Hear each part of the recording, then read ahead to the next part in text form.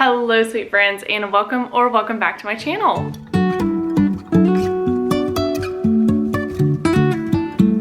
If you are new here, I am so glad that you're here. If you are not new here, thank you so much for stopping by today. I have not done a wrap up for April or for May, and so today we're gonna do a little bit of a recent reads wrap up to catch you guys up on what I've been reading lately. So without further ado, let's talk about books, besties. So the first book that I want to talk about today is The Antique Hunter's Guide to Murder. This one I don't have my physical copy because I already sold it because, spoiler, I did not like it. I actually vlogged a murder mystery vlog where I read a few murder mysteries, and this was in that one. So if you want my full complete thoughts on this one, go watch that vlog, but this one was a disappointment.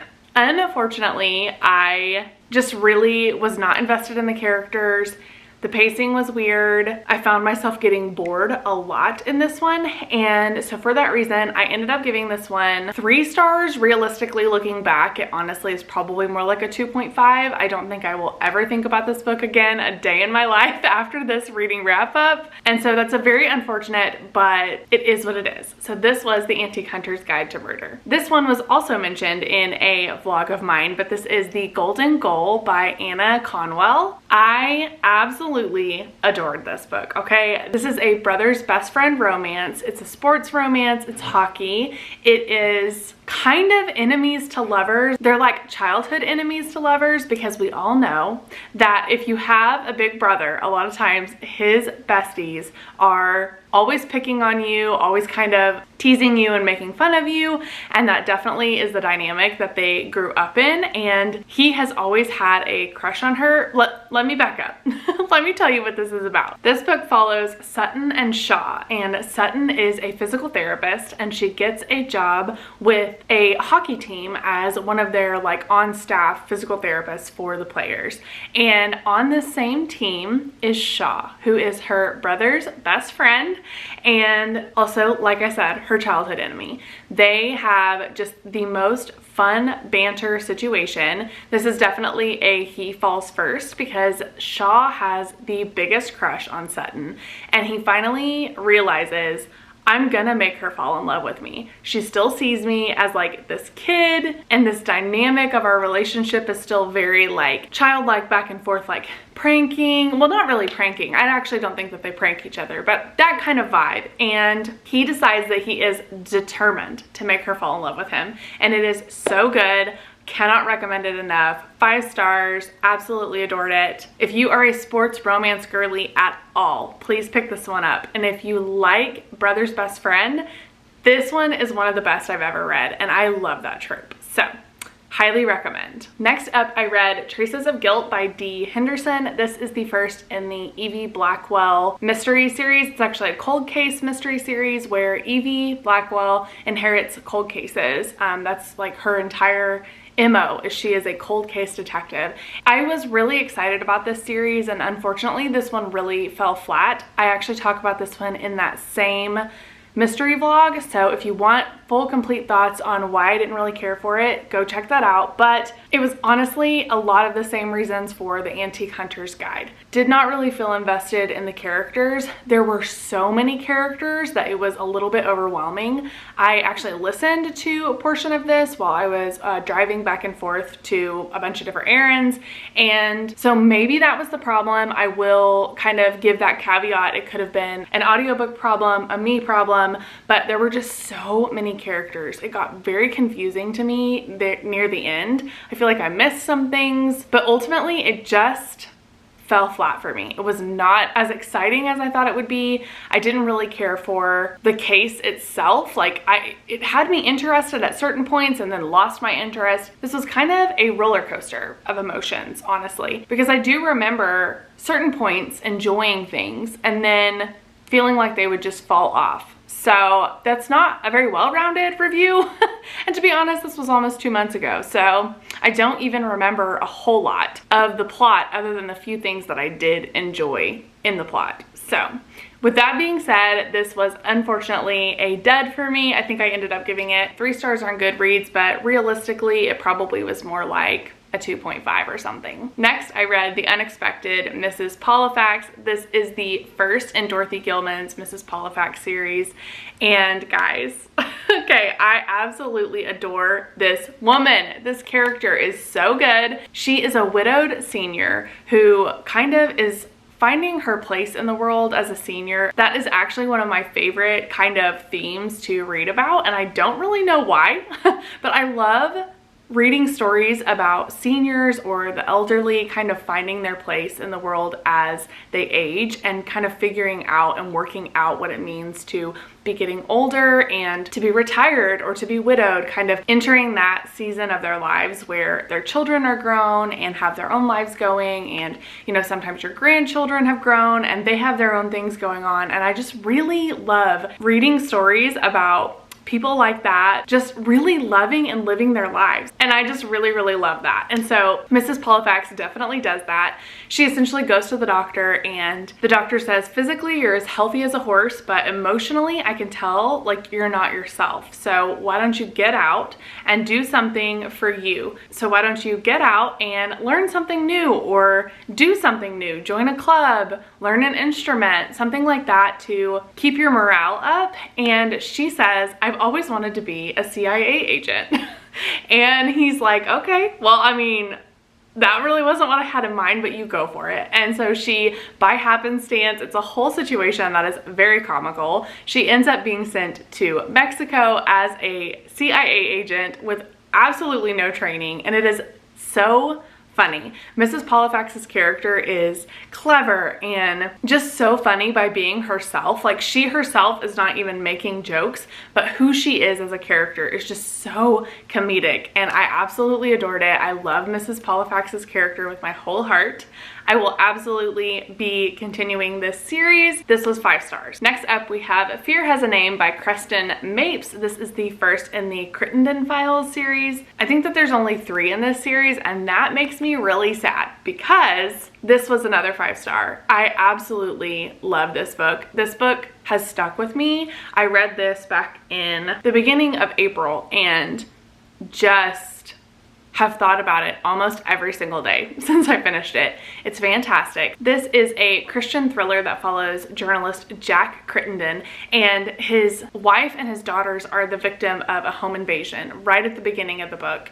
And at first they think that it's just a run-of-the-mill home invasion. The guy was maybe on drugs or something like that, and he wasn't really tied to the family itself. But as things start to unravel, you realize that the guy who broke in actually has ties to Jack's wife. So it's a lot of putting these pieces together, but the faith content in this book is so incredible. Jack's wife's character, her faith is so strong, and the way that she works things out within herself with forgiveness and facing fear when she is absolutely terrified, but laying it down at the feet of the Lord and just overcoming that by her faith. Like, I cannot stress enough how much I loved this book, how much I loved the faith content. That is what I continue to think about from day to day. And there's just so much narrative about God's sovereignty, even in really hard, tumultuous times. Honestly, the faith of Jack, as well as the husband who's trying to protect his wife, like the faith journey that he has is really beautiful. And yeah, I just cannot recommend this enough if you're a thriller fan. I will say this is definitely a true thriller. This goes dark. There's a lot of heavier topics in this, but man, I feel like if you're in the mood for something like that, or that's something that you feel like you can handle, this book is worth it. It's so good. Highly recommend. 5 stars. Next up is another book that I have vlogged about, and this is Belladonna by Adeline Grace. I'm not going to spend too much time talking about this. A, because most of you probably know what this book's about, and B, because I have vlogged it. But this one I ended up giving 3 stars. I really enjoyed certain aspects of it, and then there were other aspects that really fell flat for me. So I am actually not going to continue on in this series, I don't believe. But overall, this was a fun ride. This is kind of a gothic murder mystery fantasy romance is how I would describe it, and it truly does deliver on the gothic vibes. The gothic atmosphere is like top tier. She did such a good job of writing an atmospheric book. The things that really fell flat for me though in this were things like the romance. I just didn't really buy into it, unfortunately. It is 3 stars. Things I really loved, things I didn't care for, but overall I'm really glad that I read it and gave it a shot. Next up we have I'll Be Seeing You by Robin Lee Hatcher. This is a dual timeline historical fiction. This is about Brianna, who is a college student, and one of her college assignments kind of forces her to interview her great-grandmother who was alive during World War II. And you hop back and forth between the present timeline with Brianna, who is really falling for a guy that's in her class, and also following her grandmother in World War II timeline and her first love. I really had high hopes for this one. I'm not a big historical fiction girly. I want to be, honestly, I really do want to be, but it has to really, really grip me, and I just don't think that this did. Also, Brianna's character was very immature in my opinion. I understand that she was supposed to be like 19, 20, but she honestly kind of got on my nerves.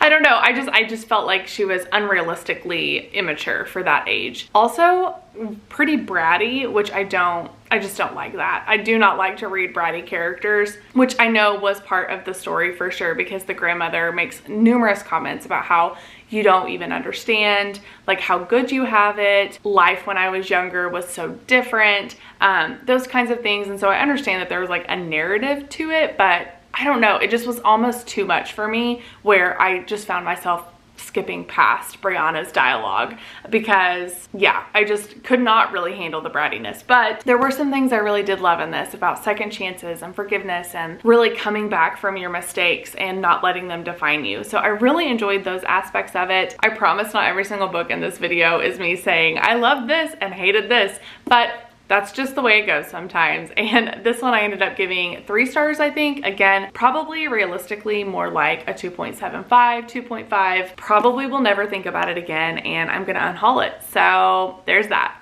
Next, I read The Kiss of Deception by Mary E. Pearson. This is the first in the Remnant Chronicles, and I absolutely adored this one. I hate to bring spoilers, but I am currently reading the second one, and I'm not enjoying it nearly as much, but this first one I absolutely loved. In this, you're following Leah, and she is the Princess of Morrigan. She is betrothed to a prince, but she has never met the prince, and it's purely a marriage of alliance that her parents have arranged for her, and that is just a tradition that she cannot get behind. And so she flees, she runs away, and of course when she runs away there are plenty of people who are after her and searching for her, trying to find her. So she kind of goes into hiding, and she ends up making connections with 2 different guys, and there's a lot of mystery shrouding these 2 men, and it ends up kind of being like a fantasy love triangle. I will say the magic is really light in this one. There are magical elements, but I didn't really feel like this was actually a very magical fantasy. It felt a little bit more just like a medieval fantasy, but I really, really enjoyed this. The love triangle was so much fun. There's so much mystery. I'm like, want to be so careful because I don't want to give any spoilers away. It's so much better if you just read it, not knowing much about the characters, but there is a mystery that is just so good. I got really, really attached to the characters in this one, which is part of what's making the second one fall flat for me. I just feel like I'm not getting as much of the characters as I really, really wanted as the story continued. But this one I gave 5 stars. I highly recommend, even if you just stop at this one. I will say, I mean, it does land on a cliffhanger, but I think that this one is worth reading just for the characters alone, even if you decide not to continue on with the series. Next, I read 5 Survive by Holly Jackson. Holly Jackson is a queen, okay? She is one of my queens. I absolutely adore her. This is a YA thriller. If you didn't know, that's what Holly Jackson writes, and she is so talented at it. I am not a huge YA fan, but there are some YA thrillers that just really get me, which we're gonna talk about even more coming up soon. But this one did not disappoint me. I felt like the language in it was way more than what I wanted, but the story itself was so fun. This follows primarily a girl named Red. It is her and her 5 best friends. They are on a spring break trip and they are in an RV, and along the road trip in the RV, they end up getting off track, and through a number of different circumstances, they end up kind of stranded in the middle of the woods in this RV, and someone starts attacking / torturing them. And it's not gory at all, but the stakes are so high and the tension is so thick. There's so many secrets, and the person who is on the outside of the RV that is holding them hostage has made it very clear that one of them has a secret, and until that one secret is revealed, they will all be dead. It's so much tension between these friends trying to figure out what their secrets are, and you're also getting attached to some of the characters along the way, and it's just so well done. The way that Holly Jackson is able to make a compelling thriller with one setting, and the whole book takes place over like 8 hours or something like that. Maybe not even that long, but it's broken up into like hour increments. It's so good. Bingeable, fast-paced. I have more to say, so if you've read this and you want to talk about it, please feel free to message me because I have so much more to say about this, but a lot of it is spoilery, so. But it's mainly just about character comparisons to some other books and TV shows and things like that that I just really enjoyed, even though it was utter chaos. Okay, this is fantastic. Absolutely loved it. Read it. Next up, I read a romance, and that was Sweet on You. This is the 3rd in the Bradford Sisters series by Becky Wade. I really enjoyed this one. It probably is maybe my least favorite in this trilogy, but I still really enjoyed it. This is a best friends to lovers trope, Britt and Xander, and they have been friends for years. Really love the sister dynamics in this series. That's honestly probably my favorite part, even over the romances, is the sister dynamic between the 3 sisters that the series follows. And that bled true in this one as well. I just really loved that aspect. Once Britt and Xander admitted their feelings to one another, it just really was heartwarming. I do think it took a little bit long to get there. It took a little bit more time than what I wanted to get to that point. And there were certain things that I was just like, okay, I don't understand why we're not just talking about this. You know, that typical, like, not even a miscommunication, but like a lack of communication trope in romance that you see sometimes. And this was pretty heavy on it in the beginning, and I don't know, I got a little bit frustrated with the timeline, but other than that, it was really good. Also, just a fun side note, in this series there is a grandmother character that cracks me up, and I just love her. She's not a huge part of the series, but man, when her little parts come in, I'm like, it's the best. So that's a side note, but there's a grandmother character in this that is comedy genius. I ended up giving this one 3.5 stars. Okay. Next up, we're just gonna talk about it. We're gonna talk about both of these at the same time because I read both of these. This one I read in April, this one I read in May, and gosh, oh my gosh, guys. And this is the 3rd and the 4th in the Naturals series. I am so sad that this series is over, okay? These characters have made their way into my heart forever and ever. The found family in this series is just so good. Yeah, I cannot say enough about the characters in this. I am so attached. My heart was wrecked when I finished Bad Blood. It just ended just the way that I wanted it to, in the sense of like their lives. And I'm sorry, Dean and Cassie for life. Dean and Cassie for life, okay? I absolutely love Dean and Cassie's characters. I'm not gonna say too much individually about these books because I don't wanna spoil anything. I will say this one, they go to Vegas in, and it gave me major like OG CSI vibes. If you watched CSI Vegas, a lot of those vibes, I think, just because of the setting, but I really enjoyed that aspect. And then this one is a chunk, and she goes pretty dark. I do want to give that disclaimer that this one went darker than what I anticipated it going.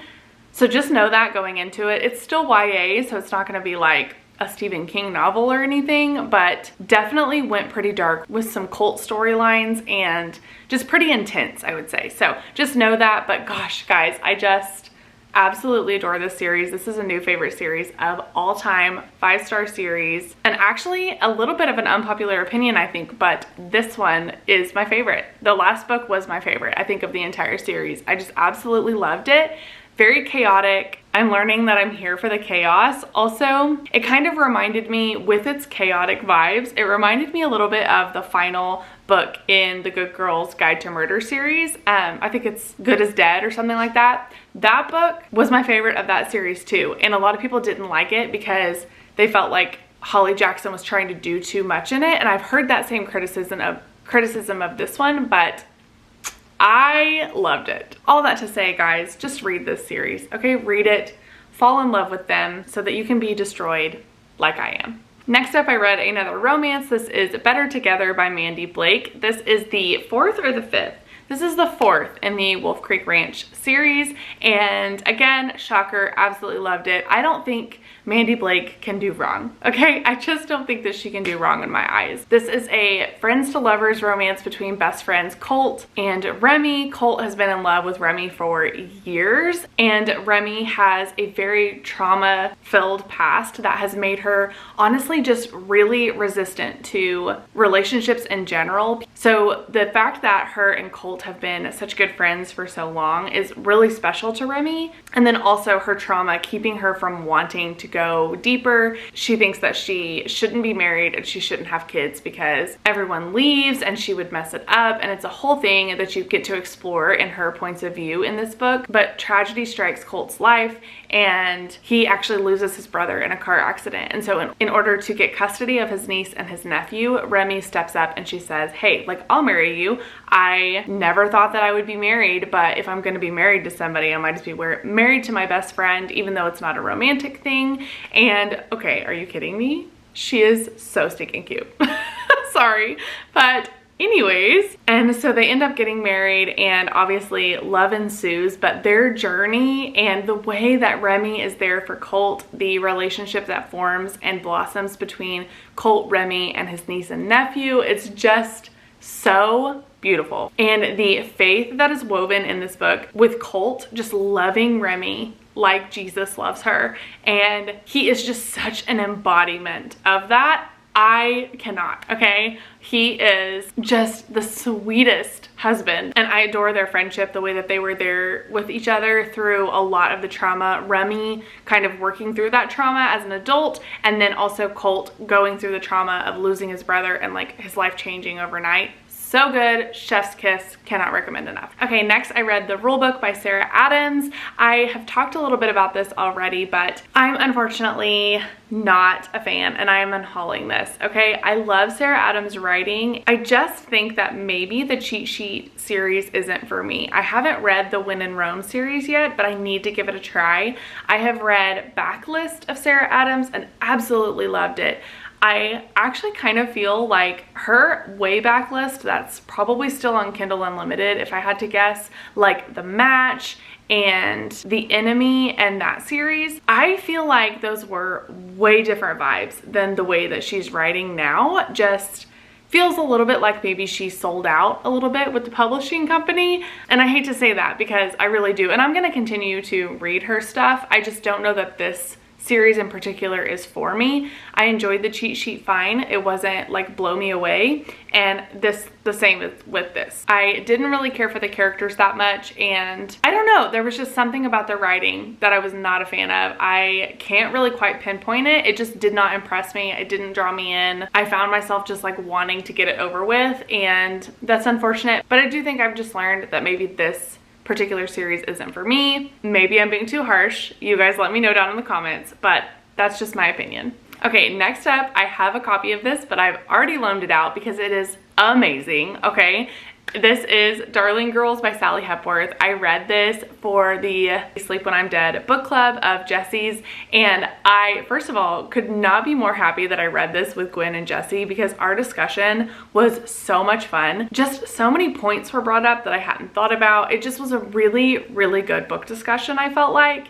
And doing anything with those two. I'm just in. I love both of them so much. But also, this book was fantastic. I rated this 5 stars. It really got me. The sister dynamic in this book is fantastic. I thought that the thriller was really well thought out. This follows a group of sisters that were actually foster sisters growing up, and they experienced a lot of trauma. So know that going into this, that this is a lot. I would look up trigger warnings before you ever even pick this book up. There's a bunch of them, but they all get calls as adults that a body has been found at their old foster home. And so they return home to try to cooperate with police and to figure out whose body this is and what happened. And so they hop back and forth between the present timelines of them back home with one another, walking through their lives, but then also their experiences in the past at the foster home with their foster mother. And it was just so well done. I felt like I said, the sister dynamic, but also just showing how trauma from your past, how it can play out in your lives as adults, even if you look and feel and seem like a normal functioning adult. Like, there's just so much that forms us when we're younger. And yeah, I just really loved the way Sally Hepworth wrote that. Loved the mystery, loved the characters, and I just highly recommend. Okay, next up, we gotta hurry. Okay, I've been talking for way too long, but next up we have another 5-star, 5 million star. Okay, not 5 stars. 5 million stars. This is Just for the Summer by Abby Jimenez. This is no stranger to BookTube, Book Talk, Bookstagram, all the book places, because it deserves the praise. Okay, this was so fantastic. This follows Emma and Justin, and Emma and Justin both have this experience where multiple people that they have dated have immediately gone on from breaking up with them to finding their one and only and getting married. And so they decide that maybe we could date just for the summer and we could kind of break this curse that both of us is under and break up with each other, and then maybe we'll move on to find our one and only lifetime match. So Emma is a traveling nurse, and she ends up taking a contract where Justin's at, and they end up dating. Well, lo and behold, their relationship turns into just the sweetest romance. Because Emma's mother, who has a very tumultuous relationship, because Emma's mother ends up showing up on the scene and is causing all kinds of chaos. And then Justin is also walking through something with his mother. And you have Emma, who is just super empathetic and gives second chances out like they're candy, and is trying to navigate that with a mom who takes advantage of those chances. And then you have Justin, who is a little bit harder hearted and is struggling with the situation that his mom has put him in and how it's affecting his life. And just the way that they're there for one another, I think that both of them, from their own perspectives, makes the other one just a better person. And yeah, Justin's character, guys, he is like one of my favorite male characters in a romance that I've ever read. So good. You can bury me with this book. Okay, absolutely loved it. I also will say that this book in particular, I tabbed the pages that I personally skipped for any content. I am sharing that with a couple of friends of mine that have asked, but it made me think that maybe you guys would enjoy that too if I were to actually like keep tabs, the page numbers or the chapters that I personally skip, if I could keep track of those and then let you guys know that. Obviously, everybody's line and convictions of what they can and can't handle is going to be a little bit different, but that would at least give you guys a good idea or a good guide to maybe start off from to see if it's even a book that you want to pick up. Because if you're anything like me, if I'm having to skip more than 2 scenes, I'm good. Like, I'm out. I don't really want to skip half of a book to get half of a plot. That's just my own personal opinion, and that's just where I've landed at this season in my life. So know that there's no judgment. That's just my own personal preference. I just think that that might be helpful to some of you, and so I asked on Instagram, and a lot of you said that it would be helpful. So I am going to, in my little graphic that I've been putting on my wrap-ups, I'm going to include any page numbers that I personally skipped over while I was reading, starting with this one. So you'll see it more and more often, but just want to let you guys know that's what those are. Okay guys, and the last book that I read right before I got it right in at the buzzer at the end of May, and that was Dead Wrong by Vanetta Chapman. This is the first in the Amish B&B mystery series. I was so pleasantly surprised by this one. It was kind of I picked it up on the whim on my Kindle and I absolutely adored it. In this, you're following Agatha, and she is an Amish B&B owner. And Agatha actually inherited her B&B from her brother and her sister-in-law after they passed away.